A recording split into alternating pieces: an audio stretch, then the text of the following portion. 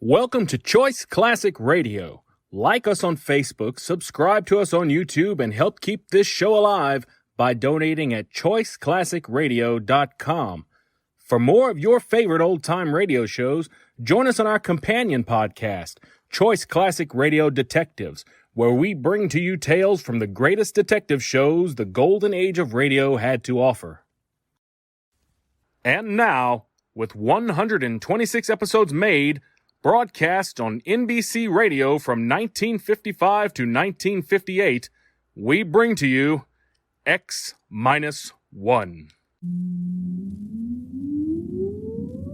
Countdown for blast off. X-5, 4, 3, 2, X-1, fire.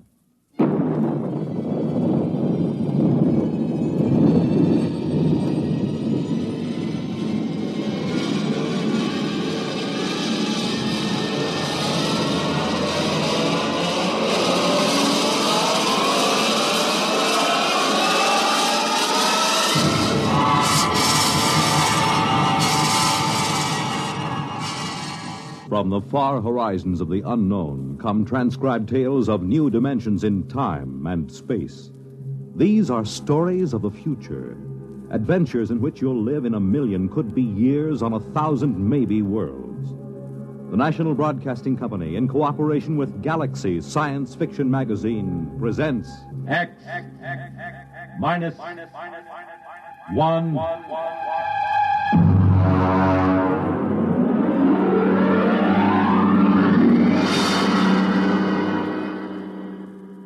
Tonight, Student Body by F.L. Wallace. Our story in 1 minute. Girl. Boy. Moon. June. Ring. Wedding. Home. Money. Baby. Money. Education. Money. Retirement. Money. Solution? United States savings bonds. There's a smart couple. They're looking to the future. They know how important it is to plan for the future now with savings bonds. Yes, the plans you make today will determine what kind of tomorrow you have. Are you a student? Are you a young married couple? Are you approaching the golden years? Whatever your age, whatever your situation, savings bonds can be a big help in making your tomorrow secure and happy. Plan wisely. Buy savings bonds regularly where you work or where you bank. They're a good investment. You're saving your money and you're earning more. Series E bonds pay 3% interest compounded twice a year when the bonds are held to maturity. And savings bonds are as safe and sound as America itself. What's more, they're protected against loss or theft. For the big things in your life, be ready with United States savings bonds. And now, Student Body by F.L. Wallace.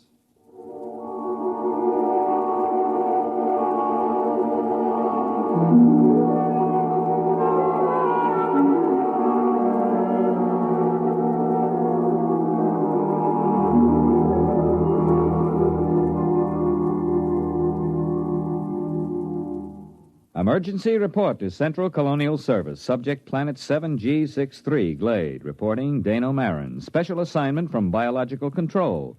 Report consisting of standard universal tapes and special recorded comment. First segment, landing day +1. 6 a.m. sidereal mean time. Voices on tape, myself, Colonial Executive Shep Hafner, and Athel, a female member of our crew. Tape commencing. Watch your step on the ramp, Marin. It's tilted. Oh, yes, I will. All right, where are these people? Over there, a few hundred feet. Beneath that tree. Oh, come on, then. You know, I'm going to have to note in the log that you cleared the planet for colonization as of last night. I understand. I'm taping this now for my records. I take full responsibility for the safety of this planet. All right. But wait until you see this. Here we are. Now, do you see there? In the clearing beneath that tree? Why, good Lord, they haven't a stitch of clothes on. None of them. That's just what I told you. Are they all right? No, they're just asleep. You can see them breathing. Look here, Hafner, who gave them permission to sleep out here in the open? Shh, don't wake them yet. I gave them permission, Marin. They've been cooped up in that ship for over 6 months. They wanted to sleep outside. And in view of your clearance, I couldn't see any reason to refuse permission. I know. You were within your rights. But the clothing, why, they don't even have blankets. They did have. when they bedded down last night, some of them even used the standard issue sleeping bag. Well, then what happened to them?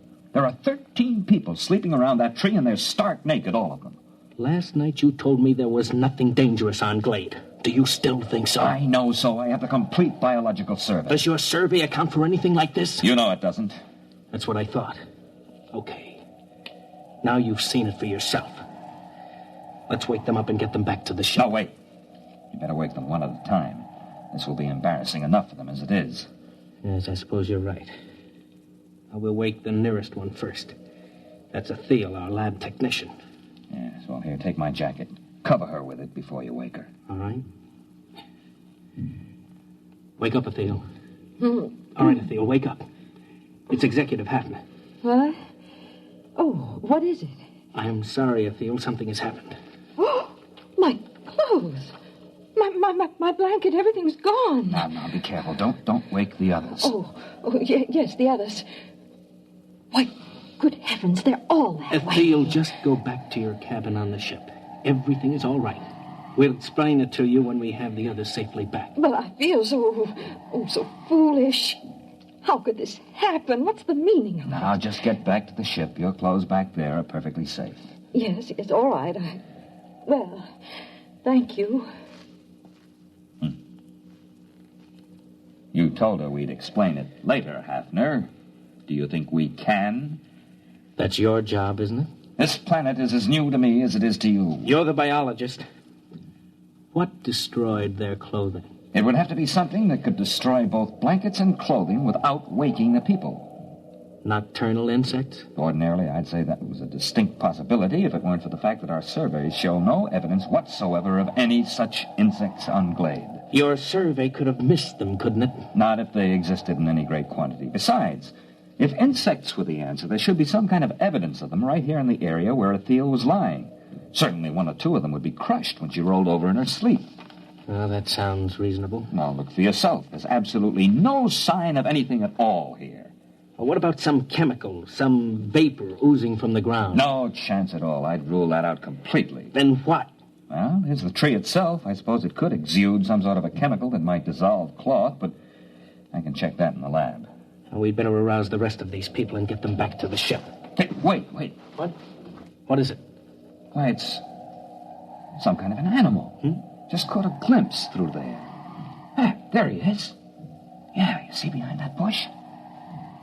Yeah, it looks almost like a chipmunk. Yes, and he's feeding on something. Why, it looks like a piece of cloth. Marin, do you think that... Shh, he doesn't hear us. I'll just ease up to him now. Closer.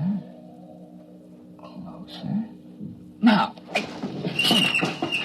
You got him. Oh, well, heck, you little devil. Watch out, Marin. He's got sharp teeth. You're telling me. Yeah, easy there, boy. Easy.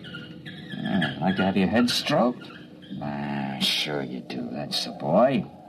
He's calming down. Yes, look at that. Oh, he's nestling in the crook of my arm, almost like a kitten. Almost. Marin, I hope you don't mind short sleeves. Now, what do you mean? He's already eaten half the sleeve off your shirt. I think we've found the answer to our problem. The animal was a small furry mammal resembling an Earth-type rodent. Its overall length is 14 centimeters, weight 512 grams. Fur stringy and sparse, color a light beige, indicating no particular protective coloring. The animal was placed in a special cage in a biological laboratory aboard ship for further study. Next tape, landing date +2. Can we exterminate it? Ah, it's quite a job. How about locally? Hardly. It's ecologically basic. Look, Marin, you're from biological control. I've just got an executive's rating. Well, look, you know how control works. They send a survey ship over and record the neural currents of the animals. They get everything that has a brain, including insects, and they take a few specimens to check the patterns. Now, here's the report on Glade. The survey shows that this animal is one of only 4 species of mammals on the planet. It is also the most numerous. So if we kill them off here, others will swarm in from other areas. Yes, that's about it. There are probably millions of them around the planet. Of course, if you want to put a barrier across the connection to the mainland, you might be able to wipe them out locally. Look, Marin, I've got a tight schedule. I can't spare dirt-moving equipment for that. By the way, What do they eat? Well, as far as I can see, anything. Insects, fruit, berries. You could call it an omnivora. Now that our clothing is handy, it eats that, too. I thought our clothing was supposed to be vermin-proof. It is on 27 planets. On the 28th, we met up with a little fella that has better digestive fluids, that's all. Oh, he's eating a leather belt right now. Yeah. Are they likely to bother the crops we plant? They shouldn't, but then I would have said the same thing about our clothing. All right, Marin, you worry about the crops. Find some way to keep them out of the fields. Meanwhile, everyone sleeps inside the ship until we can build dormitories. Biological examination of omnivora posed this question. Why only 4 species of mammals on Glade? No reptiles and only a few birds. On all comparable planets, a large variety of species. Nearest Earth parallel, fossil remains from the late Carboniferous show creatures like the omnivora, but on Glade there appears to be no further evolution. Next tape segment, L plus 22, place, temporary warehouse, Quartermaster Crone, and myself. There you are, Mr. Marin. They got in every seed, sack, and barrel in this part of the warehouse. Well, what makes you think it's mice? Look, I've worked in grain elevators for 30 years in Kansas. Look at the way that sack is gnawed. And look over there. Droppings. Well, it's not exactly... I know. So they're mice-like. I want to know how to get rid of them. Have you tried poison? You tell me what poison to use, and I'll use it. They got into a 100-pound sack of arsenic and went through it like it was whipped cream. Well, how did they get in? It's a fused dirt floor, isn't it? It should be pest-tight. But see, there are cracks along here. They must have burrowed through. They were loose in here, and we don't have time to build another warehouse. They've got to be controlled here. Well, catch me a few of them alive, and I'll see what I can do. Next morning, a dozen live specimens of mice-like mammals were delivered to the lab. No 2 of them were affected by the same poison, and the poison developed to control the omnivora was completely ineffective. Alternate discussed with Executive Hafner and Machinist Tully of Computer Engineering. Next tape, L plus 24. Hafner, Tully, and myself. I tried it out yesterday, Mr. Hafner. I think I've got all the bugs licked now. Tully, I don't want any more metal used than is necessary. This isn't standard authorized equipment. You're not dealing with a standard authorized problem. Are you ready to activate the device? Sure thing. Here, help me get it down from this assembly bench down on the floor. All right. There you go, Kitty. Now, what do you think of her? A robot cat. Well, I still think we need at least 3 of them. Mr. Marin, inventory on colonial expeditions is always short. 1 will have to do. All right, Tully. Show us how this mechanical mouse catcher operates. You better get out of the way, Mr. Marin. If you've touched any of the mice in the lab, she'll go for you. She reacts to smell as well as sight and sound. All right, Tully, start it up.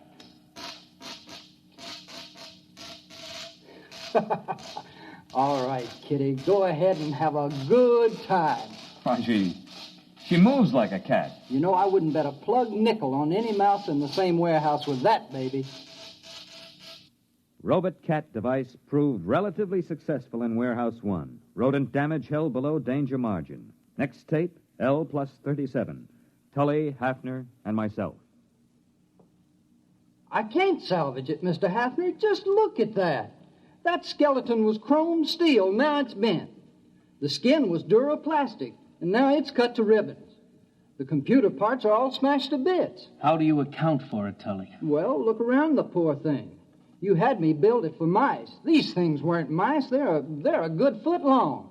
They just outnumbered him, that's all. You examined these dead animals, Marin? Not closely. Well, you'll find your mice have grown. They ganged up on that cat. There aren't supposed to be any rats on Glade, are there? Well, there weren't supposed to be any mice either. What are you going to do? We'll have to build another warehouse. 2-foot-thick fused floors. Wait a minute, Mr. Hafner. To do that, we'll have to stop all other construction. The atomic generator Why not won't... build more robot cats? You weren't here when we opened the doors, Marin. The warehouse was swarming with rats. Tully, how many robot cats would we need?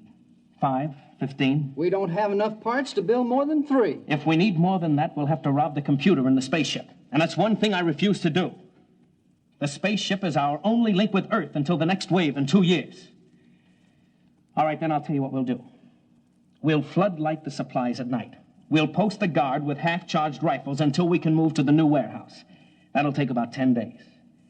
Meanwhile, our fast crops are ripening. It's my guess that the rats will turn to that for food.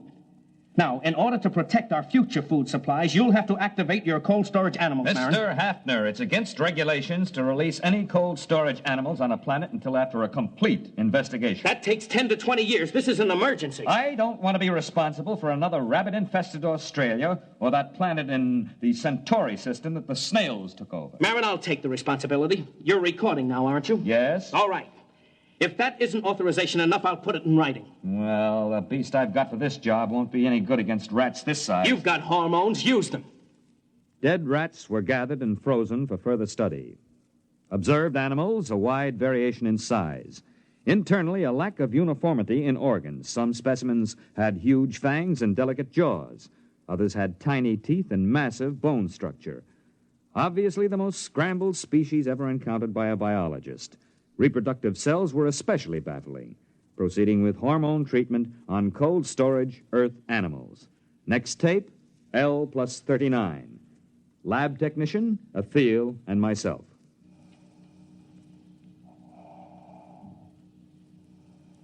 First one is coming out of it, Mr. Marin. Yes, that makes 85% viability. That's not bad. All right, fella, now take it easy, take it easy. Oh, he's a cute little fella. But he's tough. That's a wire-haired terrier. They're small, but they've been used for ratters since the Middle Ages. Do you think he's nearly ready for the hormone course? I think so. All right, first pituitary injection. Ready. All right, now, this is going to hurt just a little, fella. Oh. Yeah, it's a dirty trick, isn't it, jabbing you with a needle when you're fresh out of the deep freeze? But don't you worry, fella. You'll be glad you had it. You'll stand a better chance against those rats when we work you up to about a Great Dane size. L+50, artificially enlarged terriers loosed in the fields of the fast crops. Following tape, field observation of terriers. Executor Hafner and myself.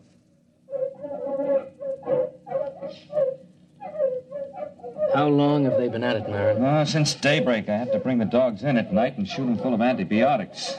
Will the dogs last? Well, this crop will be harvested in about a week. We'll make that. And there'll be 2 weeks to rest up before the next fast crop shows above ground. I think we've got the rats licked for a while.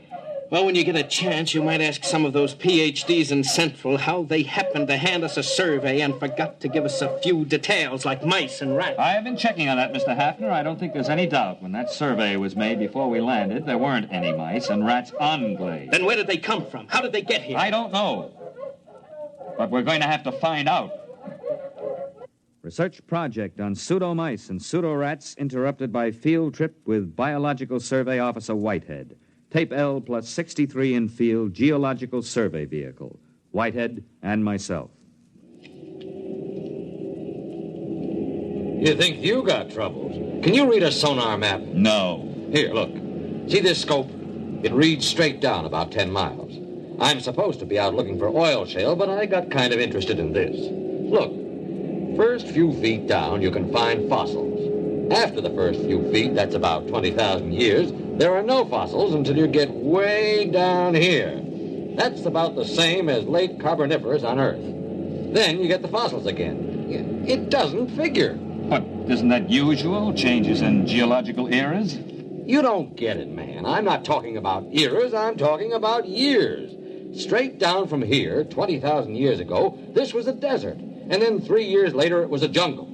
5 years after that, there was a glacier. Earth normal would be 50,000 years or more for a change like that. What caused it? Yeah, you've got me. Fluctuations in the sun, I don't know, but talk about changeable weather. This planet really has it.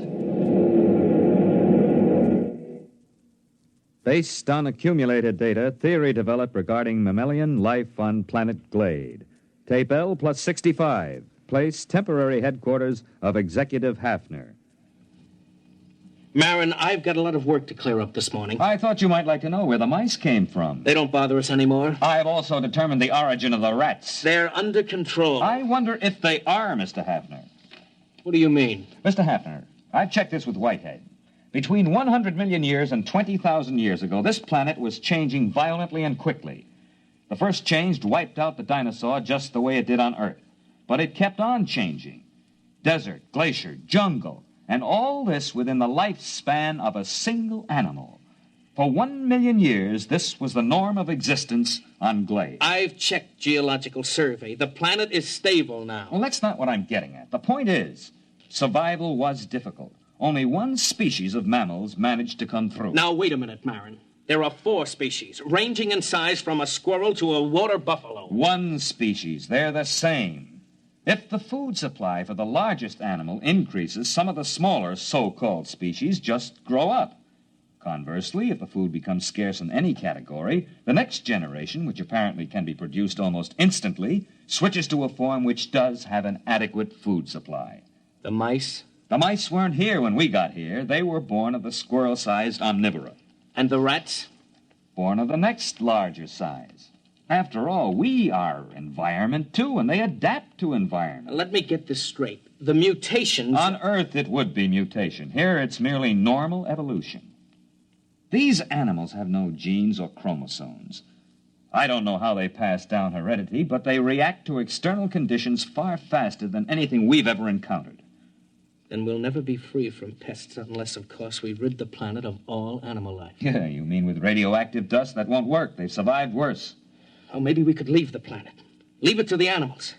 I could exercise authority under Clause 364. It's too late for that. What do you mean? We sent back the specimen ship. The animals are on Earth, too. But those specimens were in cages. Yes, but the next generation would be small enough to get out through the bars. They'll be running free in the cargoes of the spaceships. They'll land on Earth, and the first thing you know, a new mutation of rats will appear. They won't have any reason to connect it with the specimens from Glade. They won't be able to vermin-proof every building on Earth. No, we've got to stay here. We've got to study the animals here and find out how to beat them. If we can. Next tape, L+83. Place, Field Outpost. Quartermaster Crone, Hafner, and myself. I saw it, Mr. Hafner. I saw it. Are you sure? There. Do you see that tree? No, the big one. The white flowers? That's the one. I saw it behind there. Can you describe it? Well, I didn't get a good... That's it. That's what I heard. It sounds like a tiger. I've heard them like that in India. You watch. Right by that tree. Hey, look out. It's heading this way. Give me that rifle. Hurry up. Shoot. Try again. I've got it. Come on, let's take a look. Now look out. It might be still alive. No, I hit it square with that second charge. What in the devil is it? It's a good 8 feet long. What do you make of it, Marin? Well, except for the lack of markings, it closely resembles a tiger. Look at those claws. We chase the rats out of the warehouse, they go to the fields. We hunt them down in the fields with dogs, and they breed tigers. Well, that's easier than rats. We can shoot tigers. Wait a minute. We've been here less than 3 months, Marin. The dogs have been in the fields only 2. And that tiger's mature. How do you account for that? I am not sure, Mr. Hafner, but I imagine if the survival factor is high, the young don't ever have to be young. What? They can be born as fully functioning adults.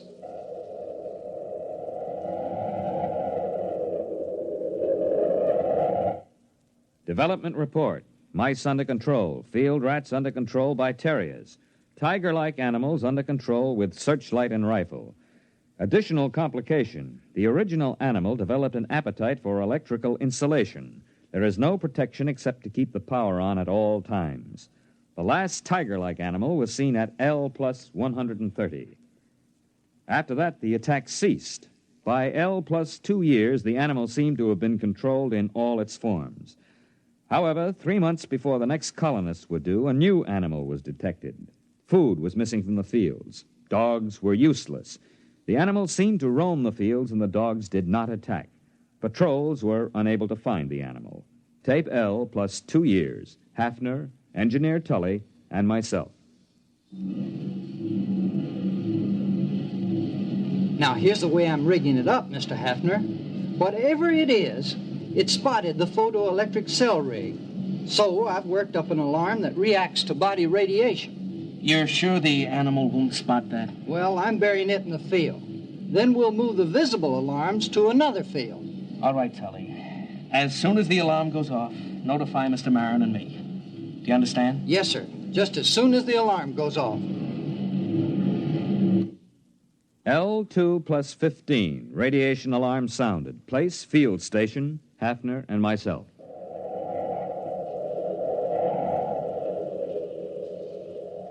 Look out where you're walking, Marin. We don't want to scare it away. Well, there are dogs in that field, aren't there? Well, there were supposed to be, but they didn't bark. Quiet. There it is. See? Huh? It's in between the rows. Look out. Look out. Give me a clear shot. Now, wait a minute. Don't shoot. Look, Marin, I'm the executive here. I say it's dangerous. Dangerous? That's why you can't shoot. It's more dangerous than you know. Quiet, quiet. It'll hear you. We're downwind. Now, listen, Hafner. This is important. I don't want any lecture now, Marin. I don't want to lose the shot. You've got to listen. That animal could evolve mice.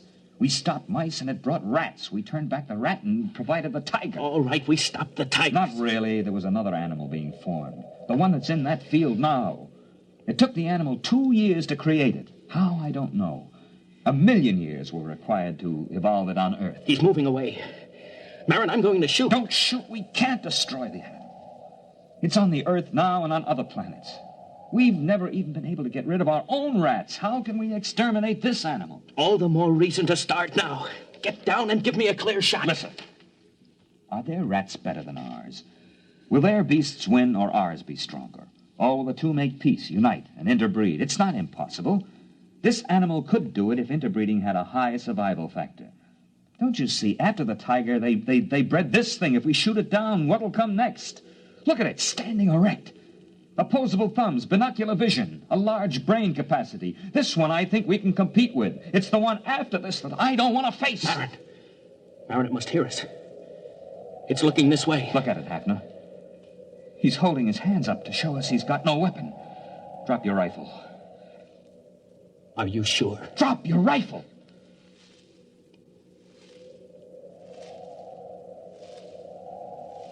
He's coming this way. He's got one of those white blossoms in his hand. Yes. Must be a sign of peace. Wait. It looks almost like a man. I wonder what's inside that body. I wonder what's inside that head.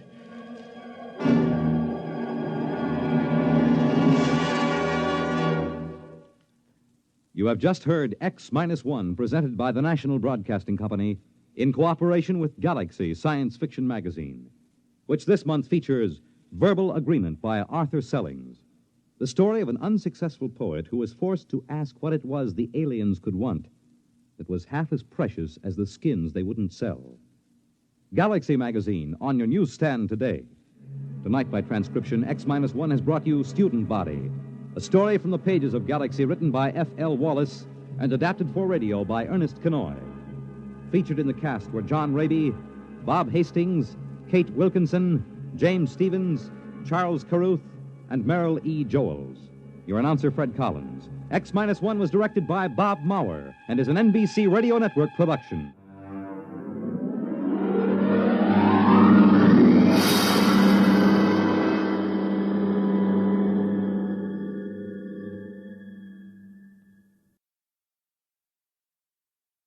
Suppose you met a man in a tavern and he told you quite seriously that he wasn't a man at all, that he was the last Martian left alive. Well, that's what happens to a newspaper reporter next week when he is sent out on what appears to be a routine crank story. What happens next, though, is very far from routine, as the interview leads to a whole succession of astonishing events. The story is The Last Martian by Frederick Brown, next week on X-1. The Fisher Body Awards to Teenagers will be made tonight on the NBC Radio Network.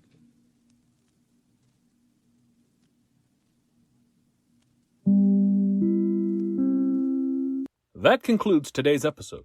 We'd like to thank you and remind you to donate at choiceclassicradio.com. Remember, your donations make episodes like this possible.